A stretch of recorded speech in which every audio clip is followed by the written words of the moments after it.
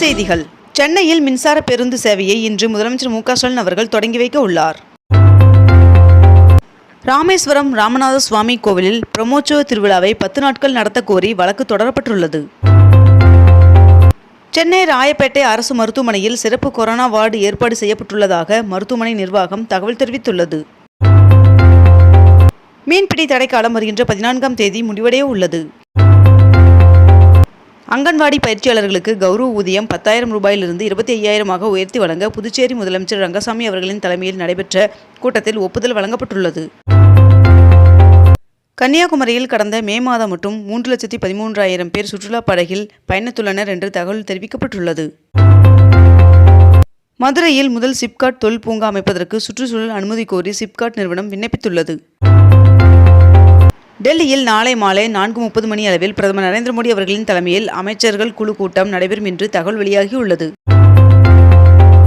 தமிழகத்தில் திருத்தணி, திருச்செந்தூர் உட்பட 10 கோவில்களில் பச்சிளம் குழந்தைகளுக்கு காய்ச்சிய பால் வழங்கும் திட்டத்தை அமைச்சர் சேகர்பாபு அவர்கள் தொடங்கி வைத்தார். கோடை சீசனில் ஊட்டிக்கு 6 லட்சம் பேர் வருகை தந்ததாக தகவல் வெளியாகியுள்ளது.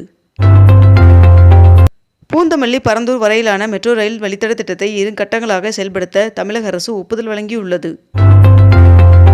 22 கேரட் ஆபண தங்கத்தின் விலை கிராமிற்கு ஒரே நாளில் 140 ரூபாய் அதிகரித்து 1 கிராம் 9,060 ரூபாயாகவும் 1 சவரன் 72,480 ரூபாய்க்கும் விற்பனை செய்யப்பட்டு வருகிறது.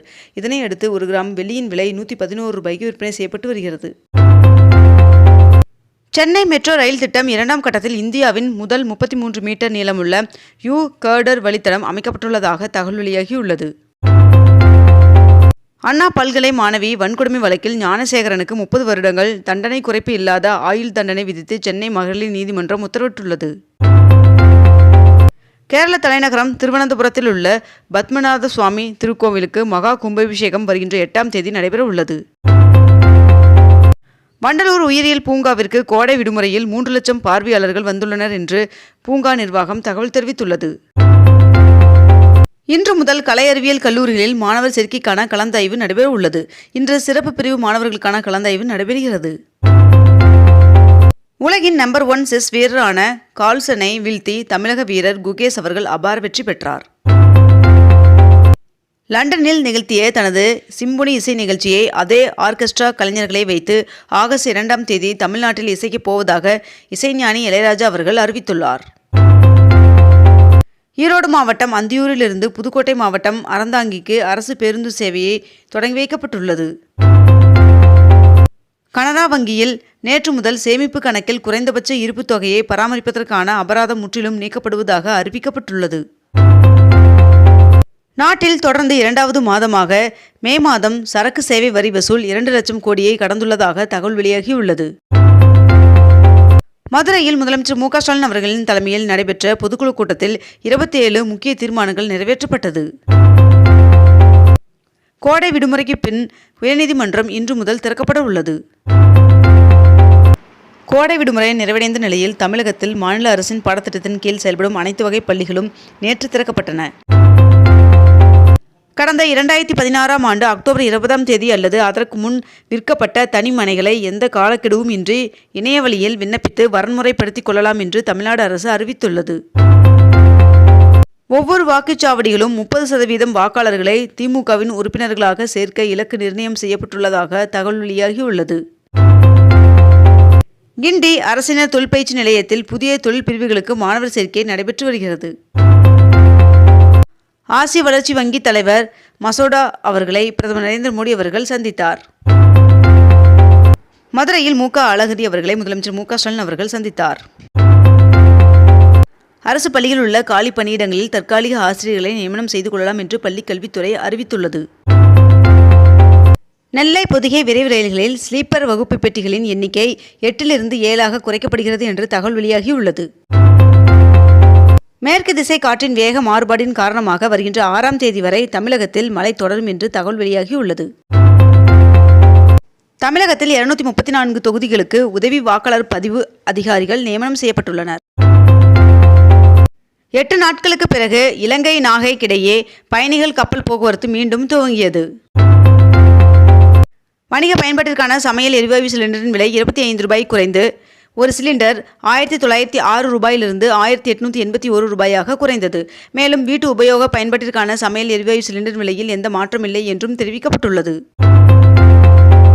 மகேந்திரகிரி இஸ்ரோ மையத்தில் கிரையோஜெனிக்ஸ் என்ஜின் சோதனை வெற்றி பெற்றதாக இஸ்ரோ தெரிவித்துள்ளது. மதுரையின் முதல் மேயர் எஸ். முத்து அவர்களின் புதுப்பிக்கப்பட்ட வெண்கல சிலையை முதலமைச்சர் மு.க.ஸ்டாலின் அவர்கள் திறந்து வைத்தார். சென்னையில் கோடைகால பருவமழை இயல்பை விட 129% கூடுதலாக பெய்துள்ளதாக சென்னை வானிலை ஆய்வு மையம் தகவல் தெரிவித்துள்ளது. கடந்த 25 நாட்களில் பொறியியல் கலந்தாய்விற்கு 2,74,000 மாணவர்கள் விண்ணப்பித்துள்ளனர் என்று தகவல் வெளியாகியுள்ளது. தமிழ்நாட்டில் இயல்பை விட கோடை மழை 97% அதிகம் பெய்ததாக வானிலை மைய தென்மண்டல தலைவர் அமுதா அவர்கள் தகவல் தெரிவித்துள்ளார். தமிழகத்தில் பல்வேறு அரசு துறைகளில் பணியாற்றியவர்கள் நேற்று ஒரே நாளில் 8144 பேர் பணி ஓய்வு பெற்றனர். அம்பையில் 6754 பயனாளிகளுக்கு 12,000 கோடி ரூபாயில் நலத்திட்ட உதவிகள் வழங்கப்பட்டன. திருச்செந்தூர் சுப்பிரமணிய சுவாமி திருக்கோவிலில் குடமுழுக்கு நன்னீராட்டு விழா ஜூலை 7ஆம் தேதி நடைபெற உள்ளது.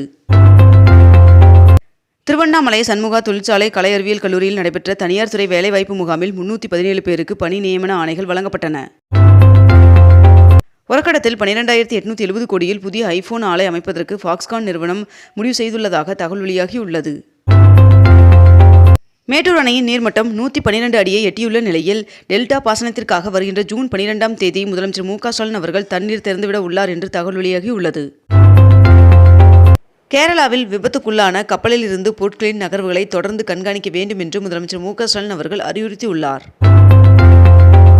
நகை கடன்களுக்கான கட்டுப்பாடுகளை தளர்த்த ரிசர்வ் வங்கிக்கு ஒன்றிய அரசு அறிவுறுத்தல் வழங்கியுள்ளதாக தகவல் வெளியாகியுள்ளது. நாடு முழுவதும் மீண்டும் கொரோனா பரவல் அதிகரித்துள்ள நிலையில் தொற்று பரவலை தடுக்க பொது இடங்களில் மக்கள் முகக்கவசம் அணிய தமிழக பொது சுகாதாரத்துறை அறிவுறுத்தியுள்ளது. திரைப்படங்களுக்கு உள்ளாட்சி அமைப்புகளால் வசூலிக்கப்படும் கேளிக்கை வரி 8%லிருந்து 4% குறைத்து அரசு ஆணையிட்டுள்ளது. நகை கடன்களுக்கான விதிகளை தளர்த்த ரிசர்வ் வங்கிக்கு ஒன்றிய நிதி அமைச்சகம் பரிந்துரை செய்ததற்கு முதலமைச்சர் மு.க.ஸ்டாலின் அவர்கள் வரவேற்பு தெரிவித்துள்ளார். திருச்செந்தூர் முருகன் சுவாமி கோவிலில் வைகாசி விசாக திருவிழாவை ஒட்டி தூத்துக்குடி மாவட்டத்திற்கு வருகின்ற ஜூன் 9ஆம் தேதி உள்ளூர் விடுமுறை அறிவிக்கப்பட்டுள்ளது. தமிழகத்தில் 6500 அங்கன்வாடி மையங்கள் ஸ்மார்ட் அங்கன்வாடி மையங்களாக மாற்றப்பட்டுள்ளதாக அமைச்சர் கீதா ஜீவன் அவர்கள் தெரிவித்துள்ளார். கள்ளக்குறிச்சி மாவட்டத்தில் பேரூராட்சி பதவிகளில் உள்ள அரசு உதவி பெறும் பள்ளிகளில் முதலமைச்சரின் காலை உணவு திட்டம் விரைவில் தொடங்கப்பட உள்ளது என்று அம்மாவட்ட ஆட்சியர் தெரிவித்துள்ளார். இத்துடன் இன்றைய தலைப்புச் செய்திகள் நிறைவடைகின்றன. மேலும் இதுபோன்ற அண்மை தகவல்களை உடனுக்குடன் தெரிந்து கொள்ள அக்னிபூ சேனலை சப்ஸ்கிரைப் செய்து கொண்டு தொடர்ந்து இணைந்திருங்கள். நன்றி, வணக்கம்.